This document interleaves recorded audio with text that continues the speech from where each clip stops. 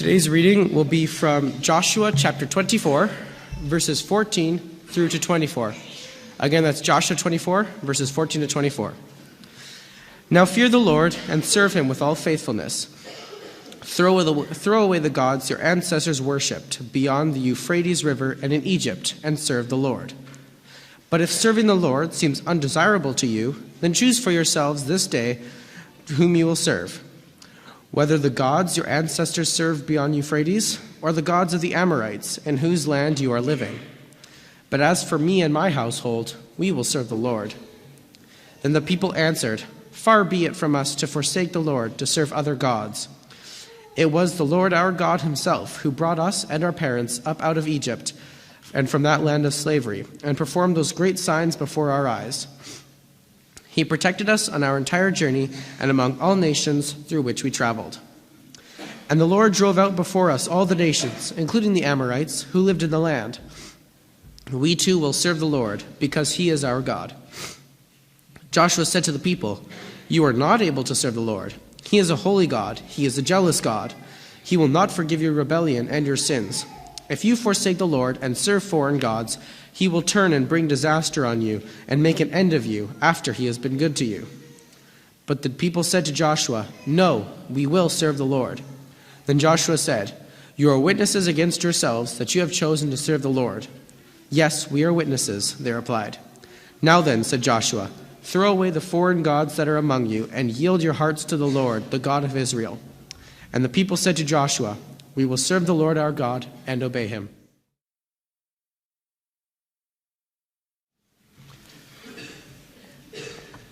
The story we just read comes from the end of the book of Joshua. And I don't suppose that it's one of those books that you read a lot of. Joshua kind of gets lost in the Old Testament. You have the patriarchs, you have coming up to the time of Moses, and you have Moses and all of the things that were associated with him. And then Joshua comes in right afterward. Joshua really, and I would like to spend more time talking about him, but we don't really have time to do that.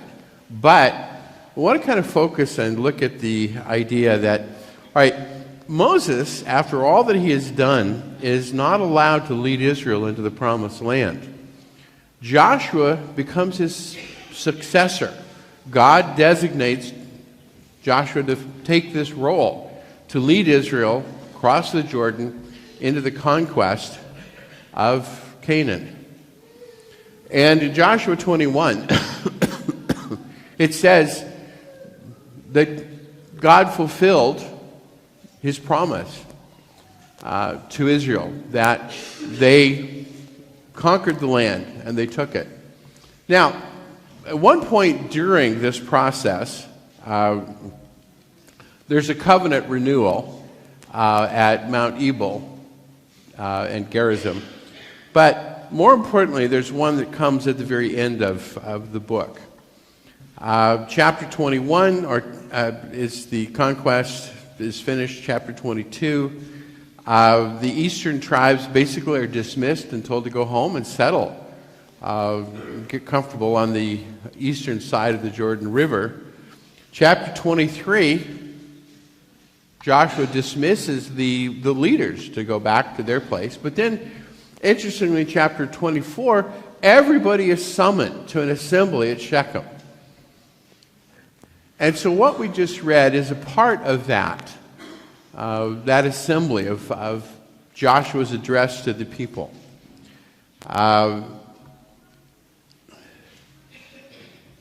Just skip over what we've already mentioned. Typically, with a covenant renewal, there is what's called a recitation or a repetition of covenant history. And we won't take the time to read that, but just notice the highlights of what Joshua talks about.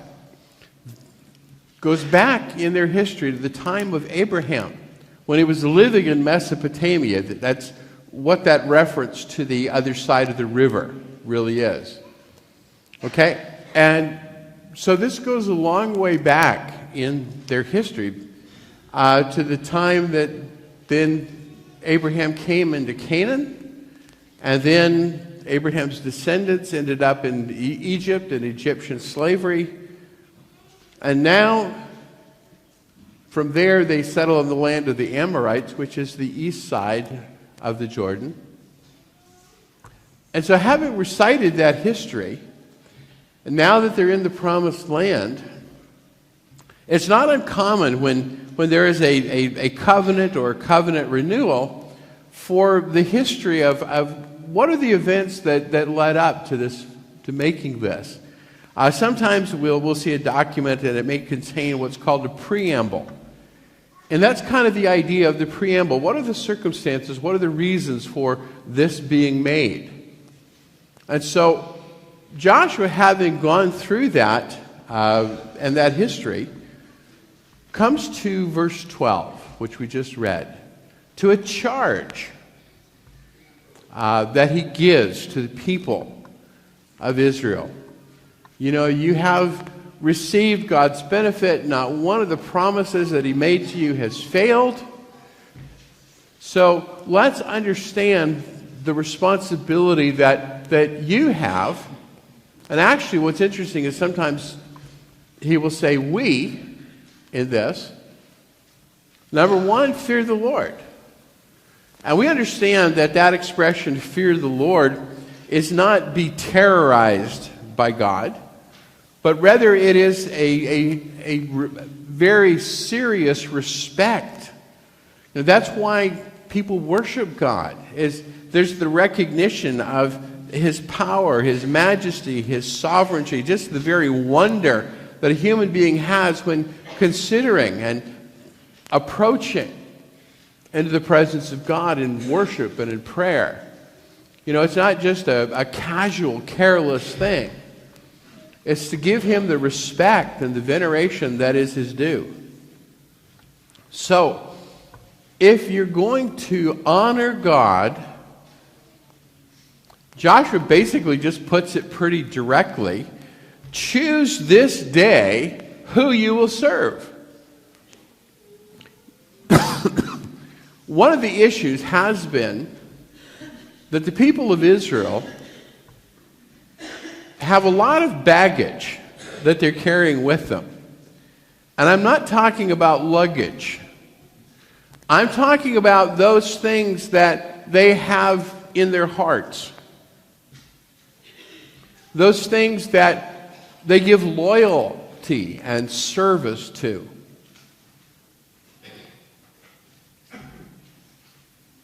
The gods that they worship.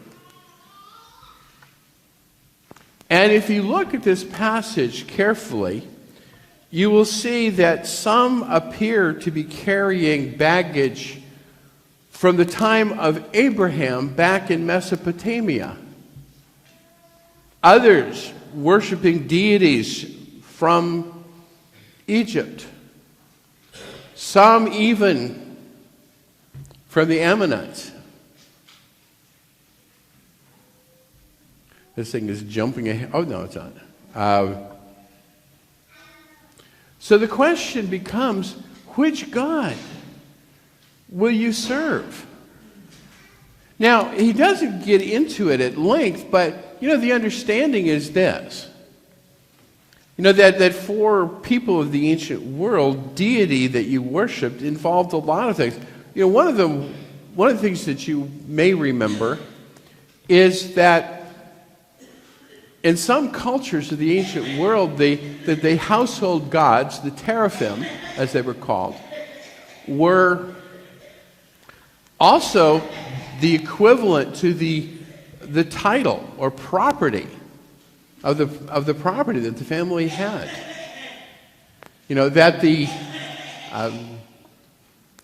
need to maintain the family idols, the family gods, was critical. You know, it just, you know, there's one story, and we won't get into it, but there's one story where the household gods had been taken. And that was a major calamity. You know, that was a real problem because that represented the ownership of the property, the family loyalties. plus the religion. It was a very complicated thing. And so that may explain why people were carrying things even from as far back as the time of Abraham. So, which God are you going to serve? Who are you going to worship? Well, the people say, we will serve the Lord, Yahweh, Jehovah, as more familiar in the English language. We will serve Yahweh. And what's kind of interesting here is you think about this situation, this setting. I find it a little amusing, is that, Joshua has created this confrontation. Just confronted them with this choice, this decision. Who are you going to serve? And he gets the answer that you think he's looking for. And he responds to that by saying, oh, no, you really can't do that. You don't have the ability. You don't have the loyalty. You don't have the commitment. You don't have the singleness of mind. You have a divided loyalty in what you do. And the reason you can't do that is, number one, because God is holy. God is unique. God can't be mixed and blended in. One of the things that we often talk about, or I often talk about when we deal with the issues of idolatry and worship in the Old Testament, is that often Israel would practice, and the term that we use is syncretism. And what that means is that they kind of pick the deity that they want for the specific thing. And so if you want fertility, if you want to have good crops, you worship Baal. If you want to deal with kind of the local issues, you find whatever the local deity is. And then somehow try to put Yahweh, try to put the Lord in there among all of the others. And there's nothing exclusive or nothing set apart. And I think if you look at religion in the 21st century, that you will see that that's basically one of the things that people have, is they try to cover all of the bases. And they want what they consider or what they feel like are the benefits of different things, of different religions, different faiths, without ever making an exclusive commitment to one. But if God is holy, Joshua is basically saying here, if God is holy, he is the one. He is jealous. He does not accept competition or rivalry. And let's face it, Joshua says, you are rebellious and sinful. You don't really have what it takes. You may want to make this profession to serve God, but you're not going to follow through. And the people again say, no, we will serve the Lord. Okay. So Joshua makes a covenant with them. There we have this covenant renewal again. And one of the things that's really important for God to emphasize to his people is the covenant he has with his people and they have with him, is that there are these repeated covenant renewals. And in a sense, that's what we do at the Lord's Supper, if you didn't know that. It's a time of covenant renewal. It's taking us back to the cross, taking us back to the sacrifice of Jesus, taking us back to his death, to the shedding of his blood. And to remember that this is where we have put our faith. And so every time we do that, there's a renewal going on. So Joshua does this covenant, and he makes them promise, and he tells them that they are witnesses against themselves. One of the things about the covenant was you had witnesses. It's, we use the word contract. When you sign a contract, there are witnesses to that contract. Well, in the sense of God making covenants with people, there were other people or sometimes things that were there that were considered that. And so, again, Joshua says, throw away the foreign gods. What does that tell you? They still have them. Can you imagine centuries later, people still carrying around teraphim from Mesopotamia? From the time of Abraham?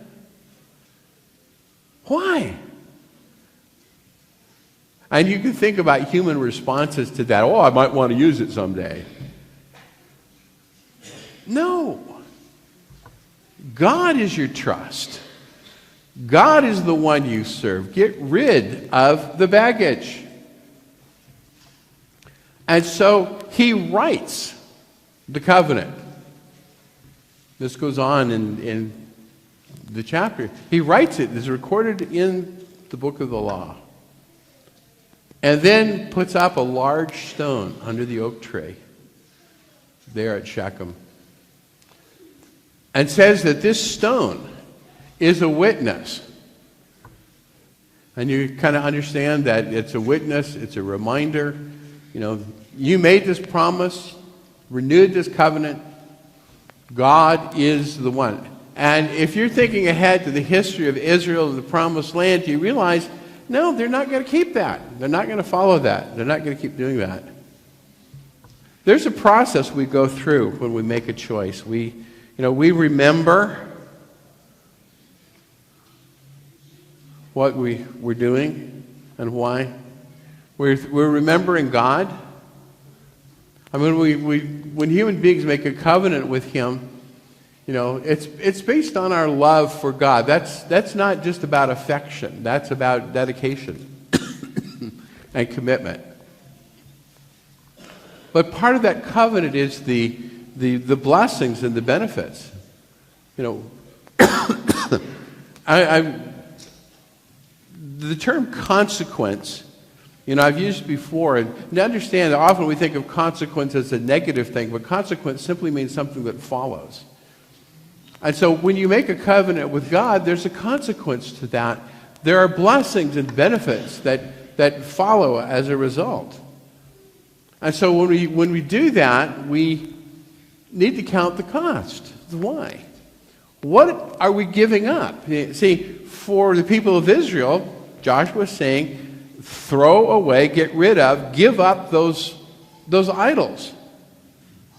Get rid of those things that you have served, that sometimes call for your loyalty, that may somehow interfere with your service to God, that may distract you from what God wants you to do.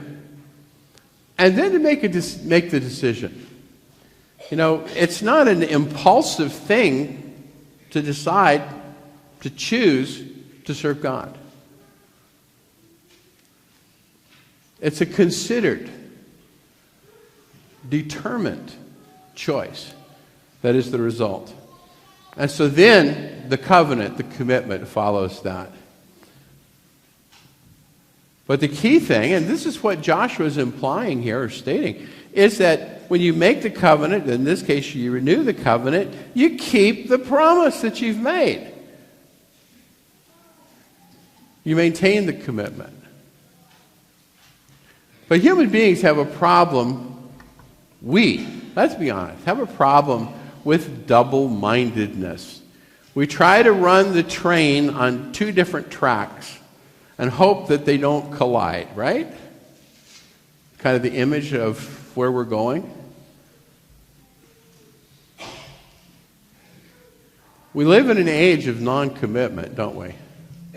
We see it in so many aspects of life in the world, in relationships, in personal values.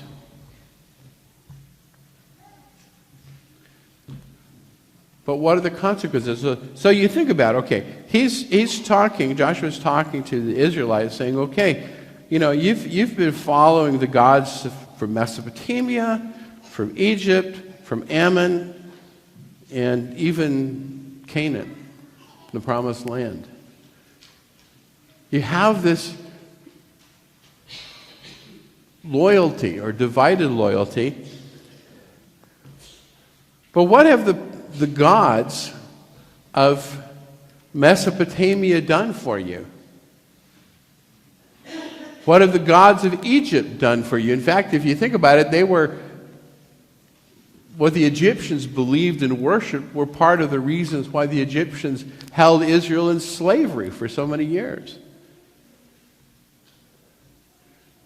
See, what are the results of that relationship? You can't choose Baal and expect God to bless you.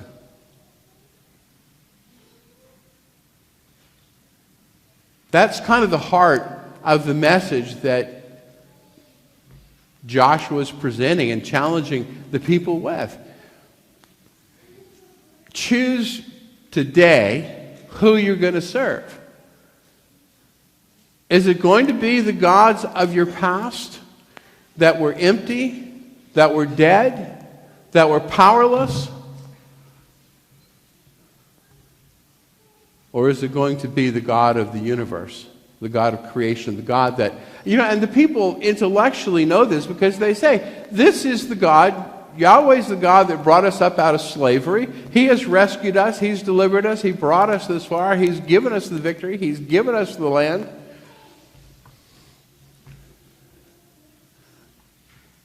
But it doesn't take very long before they forget that. See, for Jesus, express this in things like, no man can serve two masters, two lords.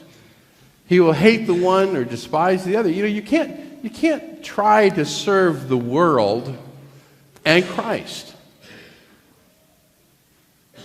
There is a tension, there's a conflict that is not going to work. And when God's people get so caught up in the world that they lose the real commitment that they need to have for Christ, they're going to be compromised and ineffective. So Jesus talked about people following him needing to count the cost. If you're going to follow me, he said, consider what it is going to cost you.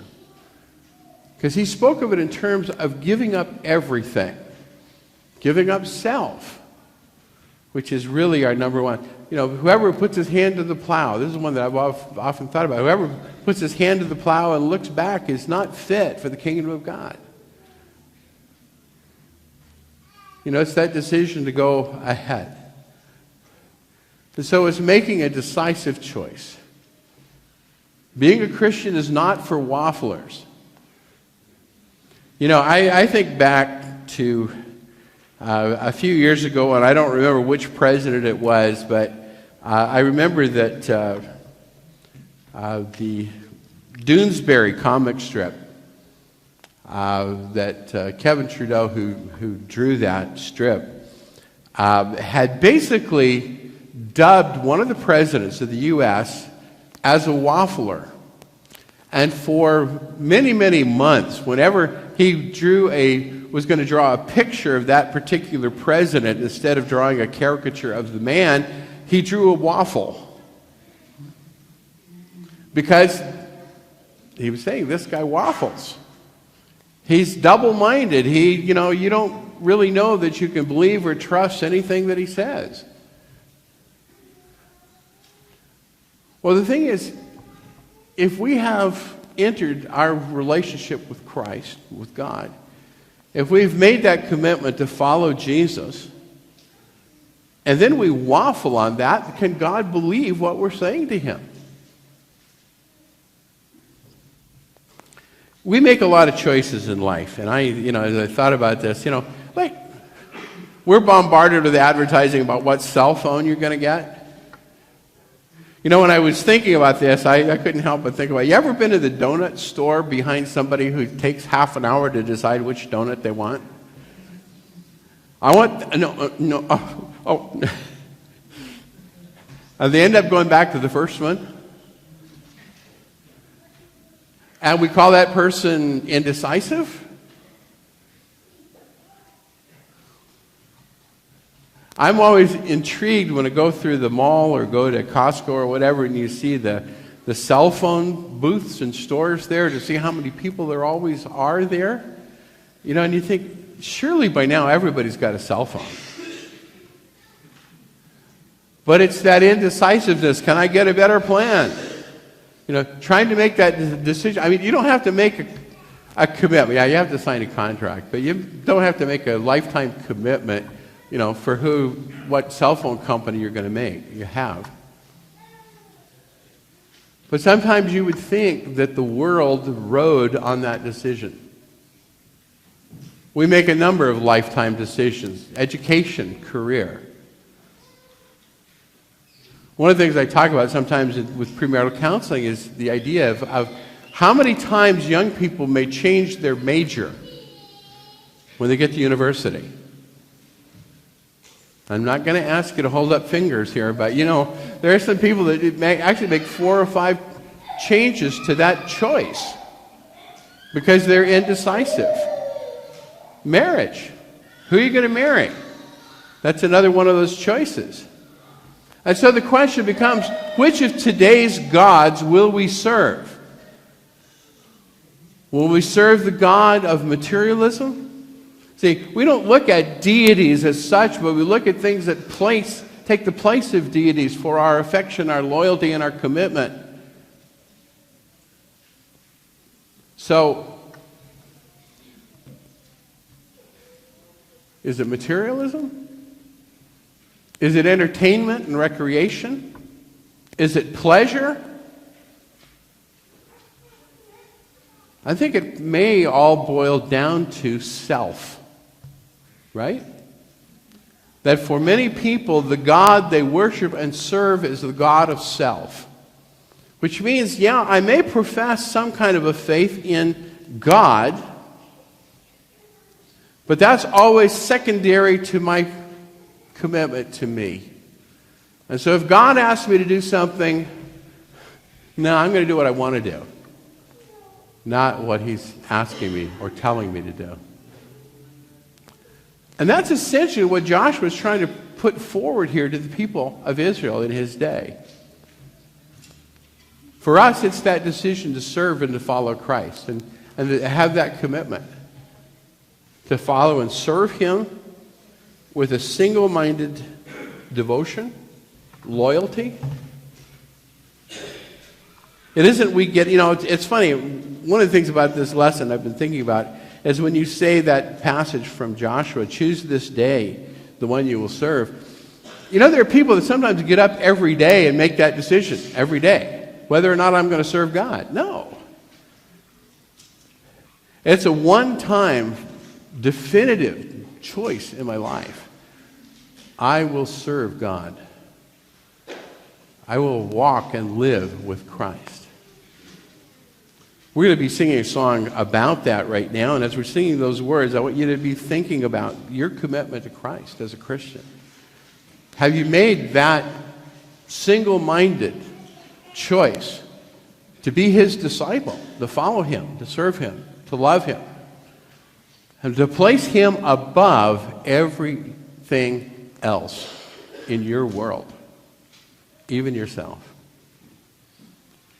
If you're not a Christian and we can help you with your choice to become one, we encourage you to talk with me or with Chad or one of the elders afterward. Let's stand as we sing.